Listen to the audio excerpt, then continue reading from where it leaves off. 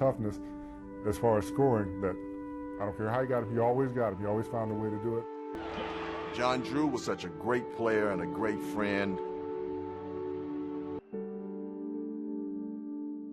John Drew died in 2022, and the lies they told made him sound like a hero. But the truth? He was called the biggest junkie in NBA history for a reason. Before we get into the disaster that became his life, let's talk about what he threw away. This man had God-given talent. He was a two-time NBA All-Star. He averaged over 20 points per game at his peak. He was so good that only 50 retired players in NBA history have a career scoring average as high as his. John Drew had everything. But if he was so talented, how did he become the first player ever banned from the NBA for drugs? The story of his downfall is darker than you can imagine. Let's rewind to 1974. John Drew entered the NBA draft after dominating at Gardner-Webb University, where he averaged over 25 points and 13 rebounds per game. The Atlanta Hawks picked him in the second round, 25th overall. He remains the highest draft pick in any major professional sport from that school. On October 18, 1974, Drew made his NBA debut against the Chicago Bulls. He didn't just play well, he exploded. 32 points, 12 rebounds, 3 assists. That performance is still tied for the third highest scoring debut in NBA history. He finished his rookie season averaging 18.5 points and 10.7 rebounds per game. He led the entire league in offensive rebounds with 357. The NBA named him to the All-Rookie First Team, and he finished second in Rookie of the Year voting. The kid was a monster. Drew's dominance didn't stop there. In 1976, at just 21 years old, he was selected as an NBA All-Star, becoming the youngest All-Star in league history at the time. Think about that. He was barely old enough to drink legally, and he was already considered one of the best players in the world. His peak scoring season came in 1976-77 when he averaged over 20 points per game. He did it again in 1980-81. He made his second All-Star team in 1980. Over his career, he played 739 games and maintained an elite scoring average that put him in the top 50 retired players of all time. This wasn't just talent. This was generational ability. But instead of becoming a legend, John Drew became a cautionary tale. Around his fourth season in the NBA, roughly 1977-78, Drew started using cocaine. At first, nobody noticed. That's the scary part. He was what you'd call a high-functioning addict. He was still putting up numbers. He was still making All-Star teams. In fact, he made his second All-Star appearance in 1980, years after his addiction had already started. His success on the court was a lie. It masked the severe problems destroying him from the inside. While fans cheered, while coaches praised him, while teammates trusted him, John Drew was falling apart. But because he could still play, nobody did anything. Nobody helped him. And maybe he didn't want help. Either way, the clock was ticking. During his time with the Hawks, Drew went through multiple rehab programs. Multiple. He tried to get clean, or at least that's what it looked like. In a 1983 interview, Drew admitted that his rehab attempts in Atlanta didn't stick. They didn't stick because he didn't want them to stick. He loved the drug more than he loved basketball, more than he loved his career, more than he loved himself. The Hawks eventually realized they had a major problem on their hands. Drew himself requested a trade, claiming the environment in Atlanta was contributing to his issues. So on September 2nd, 1982, the Hawks traded him and Freeman Williams to the Utah Jazz in exchange for the third overall pick in the draft. That pick became Dominique Wilkins, a future Hall of Famer. The Hawks turned a broken, addicted all-star into their next franchise cornerstone. Drew's failure directly built another man's legacy. What do you think? Could John Drew have been one of the greatest of all time if he stayed clean? Drop your thoughts in the comments. The change of scenery didn't help. Drew continued to play well in Utah, but his cocaine abuse never stopped. He went through more treatment programs. The drug had its claws in him, and it wasn't letting go. His problem wasn't environmental. It was internal. It was systemic. It was a disease he refused to defeat. By 1984, the Utah Jazz had seen enough. They waived him, officially ending his NBA career. But Drew wasn't done trying. He went to play in the Continental Basketball Association, the CBA, for the Wyoming Wildcatters during the 1985-86 season. And here's the crazy part. He dominated. He won CBA Newcomer of the Year and made the All-CBA first team. Even after everything, even after years of cocaine abuse, his talent was still there. He could have come back. He could have redeemed himself. But the NBA had other plans. The late 1970s and early 1980s were a dark time for the NBA.